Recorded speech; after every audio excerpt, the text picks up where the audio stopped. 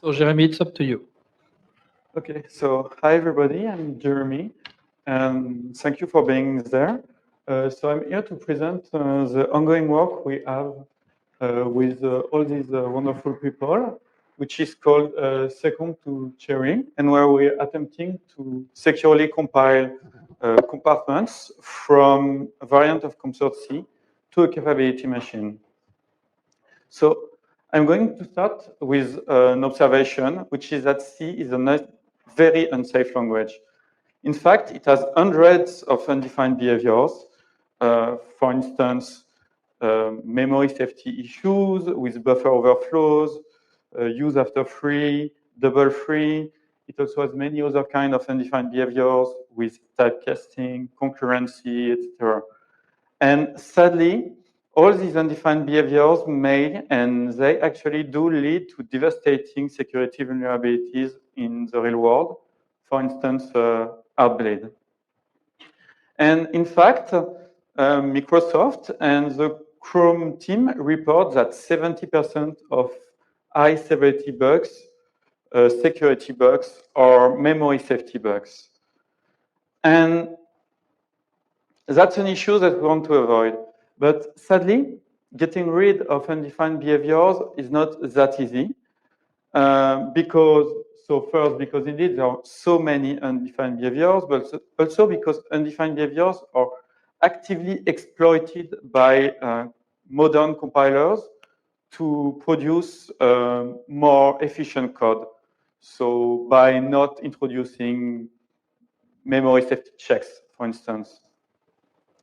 And so in this work, we are looking at one form of medication against undefined behavior bugs, which is compartmentalization. So we're considering a setting where we're going to compartmentalize code into several compartments that we are going to protect from each other. So what we want actually is to restrict the scope of undefined behavior in two ways. First, spatially, when we want that undefined behaviors that happens in one compartment doesn't propagate to the other compartments. And also temporally, we want to protect compartments from each other until they encounter undefined behaviors. After that, we don't provide any more protection because the compartment is already compromised. So this is something that has already been developed in a prior work. So in 2018, Abate and other collaborators wrote a secure compiler for a Tor language with buffers and procedures. They define a definition of secure compilation that captures these two constraints of spatial and temporal restriction of undefined behavior. And they prove their compiler secure for this definition in a proof assistant. But now we want to improve on this work by scaling to something more realistic, and in fact, to scale up to the C language. Our goals in this project are to build a secure and correct compartmentalizing compiler for C, or at least for something close to C or for a variant of C. We also want to have backends that will concretely and efficiently implement this compartmentalization. And because secure compilation proofs are traditionally very complicated, and because of the scale of the language, we want to be able to have machine-checked proofs to have more confidence in our results. And so because we're working with C, we want to rely on an existing piece of software, the CompCert+ compiler. So In this work, we build CompCert with compartments, which is an extension of CompCert, where we introduce a notion of compartments that divide code in several parts that are protected from each other. These compartments must interact via predefined interfaces. And we want to preserve all optimization passes of CompCert, starting from the CompCert+C language to the CompCert RISC-V assembly. So to give a few more details on our notion of compartments and interfaces, so we're considering compartments that can only interact via procedure calls that are specified by interfaces. So each compartment can import and export procedures from and to the other compartments. And that's the only way compartments are allowed to communicate. For now, we do not consider memory sharing, and we actually prevent compartments from passing pointers to each other. And so concretely, what does that look like? So there is this small example where we have two compartments, C1 and C2. C1 has the function main and the function G. C2 has the function F, and the interface, which is here, says that C1 imports F from C2 and C2 exports F. So what happens when we are in main in C1 is that the compartment will attempt to call F from C2, and this will be allowed by the interface because C1 imports F and C2 exports F.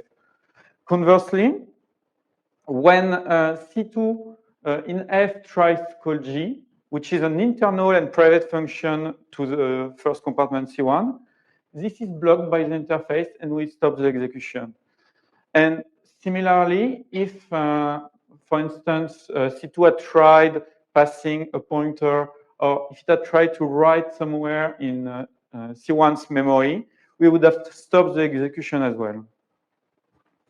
So what we did is we took the current version of CompCert and we implemented this notion of compartments and interface for each language, which looks like that. And we also updated all the proofs of simulation for all optimization passes. The only thing that is very different is that we disable cross-compartment calls and we disable function inlining and telco optimization for cross-compartment calls and returns. And this is necessary because otherwise we have to merge stack frame and unwanted memory sharing happens. So something that you might wonder on another technical detail that you might be wondering about is what happens at the RISC-V assembly level of CompCert. Indeed, at this level, instructions a priori can do arbitrary jumps. Moreover, there is no more information about control flow. And in practice, we cannot really perform an interface check at every step to ensure that we're not jumping suddenly to another compartment. So our solution is to instrument the semantics of the RISC-V assembly with a shadow stack that tracks cross-compartment calls and returns, and to tag the instructions that are allowed to perform cross-compartment calls and returns. And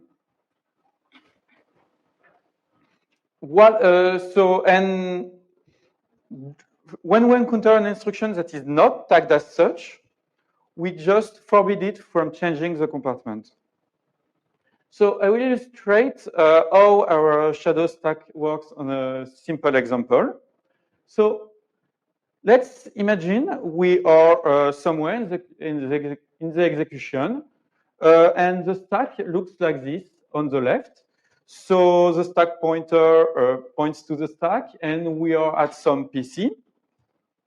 And we're attempting to do a cross-compartment call because we encountered a jump and link instruction tagged as a call. What we do is that we first check the interface, check that the call is allowed, and then we store the return address and the stack pointer in the shadow stack. Then, once this is done, we are allowed to perform the call, and we create a new stack frame, and we continue. When we stay in the same compartment, we do not update the shadow stack. We just create the new stack frame, and we are happy. And then another cross-compartment call can happen. And again, we check the interface, and we store the return address and the stack pointer on the shadow stack. And we perform the call. And now, how do we do returns? Well, at some point, we will reach a return instruction. At this point, we check two things. We check that the stack pointer has been correctly restored to what is stored on the shadow stack. And we check that the next PC where we're returning to is indeed the return address we stored on the shadow stack. If they match, we can allow the return. If they don't match, we have to stop the execution because we're attempting actually to disguise an arbitrary jump as a return. If they match, we can do the return. And again, when we are inside a single compartment, we don't use the shadow stack to perform return. Then it happens again. We check that we are restoring the correct stack pointer and we are jumping to the correct return address. And we continue. So we updated the correctness proof by extending the trace model with cross-compartment calls and returns. So when we updated the proof, we tried to modify the existing CompCert proofs as little as possible. And thankfully, it was usually easy to do because the most important change were localized in the call and return steps. One of the difficulty we had it was that at some point we had some difficulty gauging the impact of some choices on the difficulty of the proofs. For instance, at some point we decided to perform some checks in the wrong step of a call or a return, and it actually interacted poorly with inlining and telco optimization or with the language. So we had to backtrack a bit and find better solutions. But this is something that we could probably have avoided if we had been a bit more careful. So now, this update to the correctness proof is done with the change I mentioned previously. But what we're really interested in is a security proof.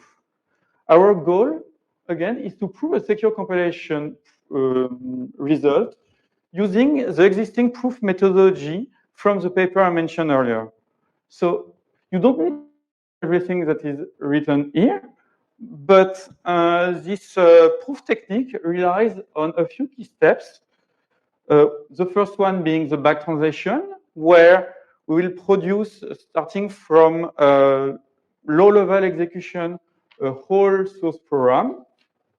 And we think that this should probably not be too complicated because our traces have the same structure as in the previous paper, and the source C language is much more powerful. Then we have to reuse forward and backward compiler correctness, and this is already proved by what I presented earlier. And finally, we have this recomposition proof, which disassemble two complete programs and reassemble them together to produce the same execution. And this is likely the most difficult proof, and we are not sure yet it will work, but it should.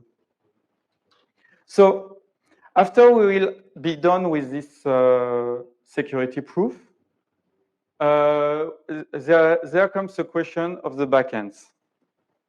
Indeed, one important goal that we have is to prove that we can implement the compartment abstraction efficiently. So we've thought of several possible mechanisms: software fault isolation, so tagged architectures like micro-PriSC machines, or cherry capabilities. And in general, our proof technique doesn't apply here.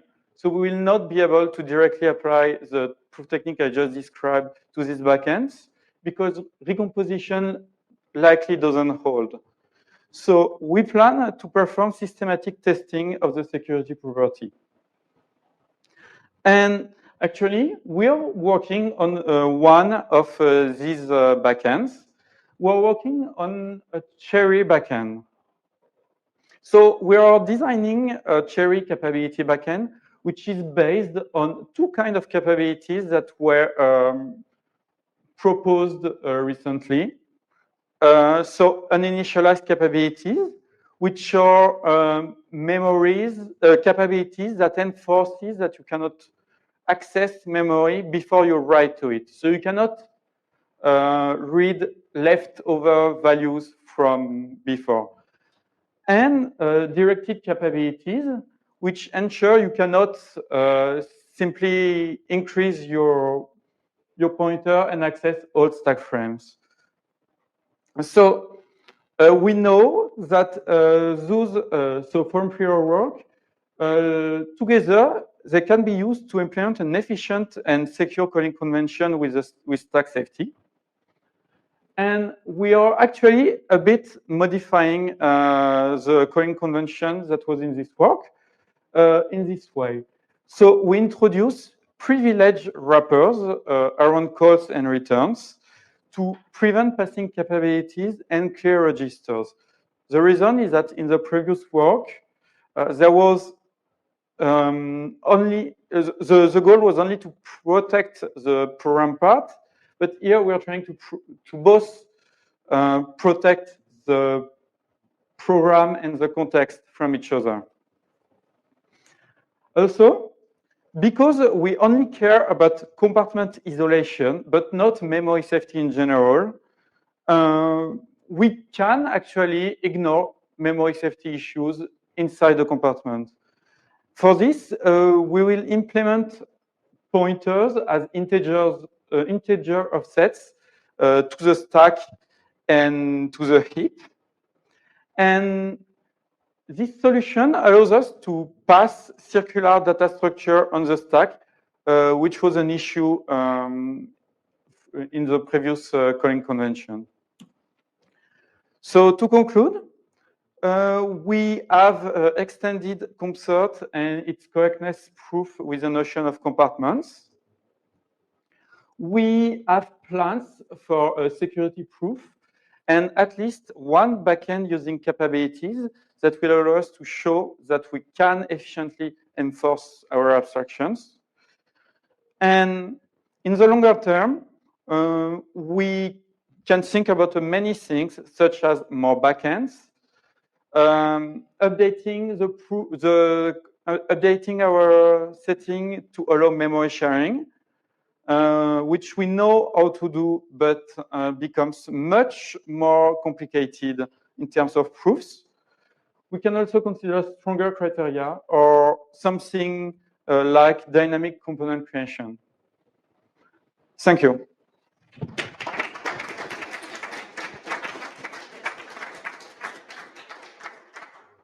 Any question?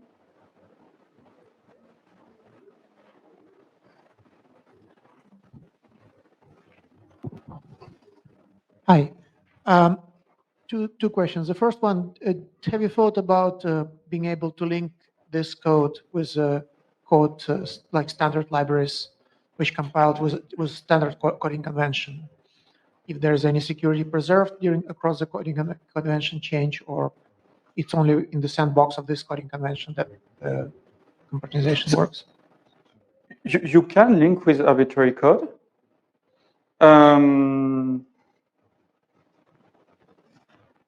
Yes, so you can link with the standard library. Obviously, the standard library does a lot of privileged things, so you probably want to verify it to prevent if the standard library has bug and you put it in its own compartment, then all of the standard library might get compromised, and then when you use it, you lose all guarantees. Yes. Okay, and you touched upon undefined behaviors at the beginning. Can you clarify a little bit what you're doing about that? This? In the very beginning, yeah. So what's your approach here? How do you dealing with them? I'm sorry, I didn't. How are you dealing with undefined behaviors? So the goal is not to getting rid of undefined behaviors. Okay. So the goal is that we prevent undefined behavior from spreading to other parts of the program. So right now in C, if you have an undefined behavior, the whole program is can have an completely arbitrary behavior. Correct. Our goal is that only the small compartment where the undefined behavior happens will have this arbitrary behavior, but it will still respect the interface. So hopefully the other compartments will still be fine. But it could time travel the undefined behavior. There's examples where because of optimization, the undefined behavior at one point of the program exhibits much earlier during the runtime because of the optimizations. So it's not with concern. Okay, so okay.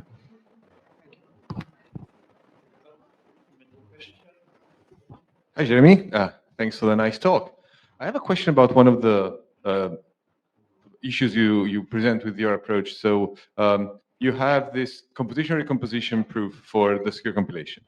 And my understanding is that because, of course, you're applying it to that slide before with a lot of compiler passes, that you need this to reuse a lot of the CompCert machinery to go through many of the compiler passes. Is this correct?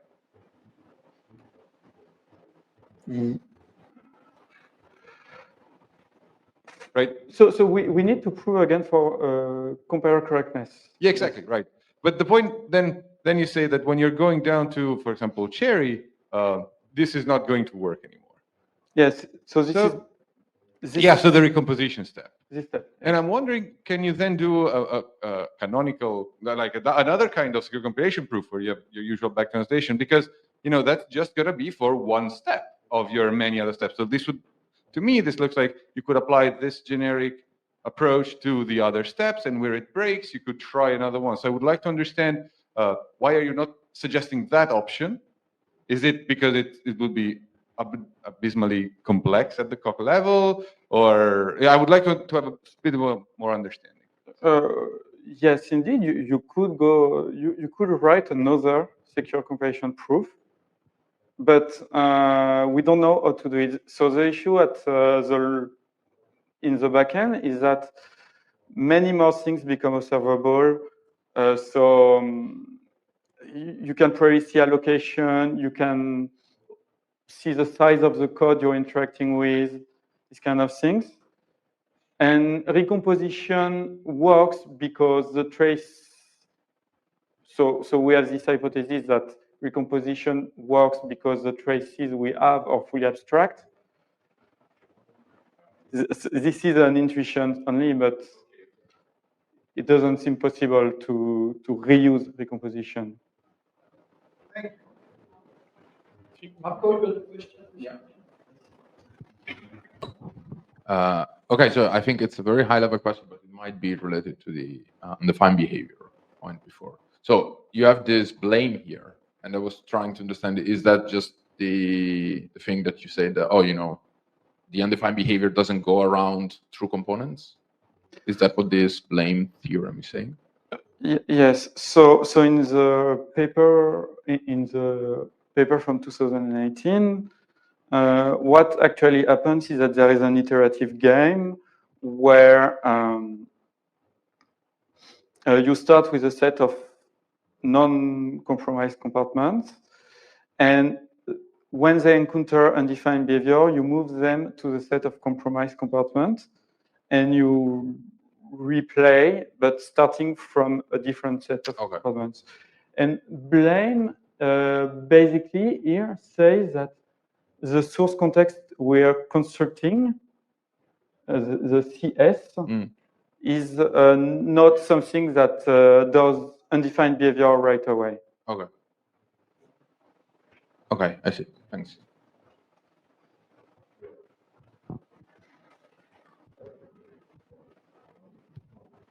Maybe I missed this. What's the high-level security property that you're preserving?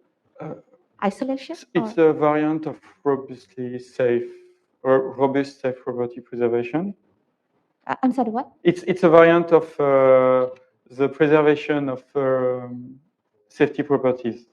Safety properties. Yes. With robustness? Yes.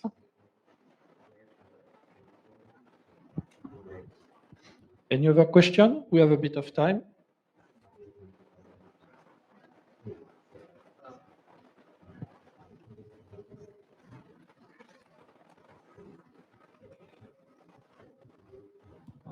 Where do you protect your shadow stack? Like, I'm sorry? where is the shadow stack?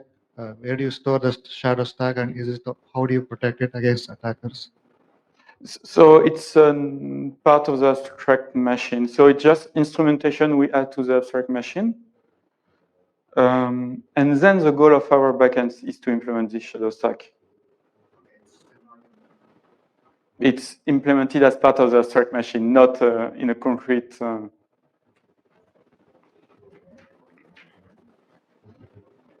Last question, maybe? No? Okay, so thanks to the speaker again.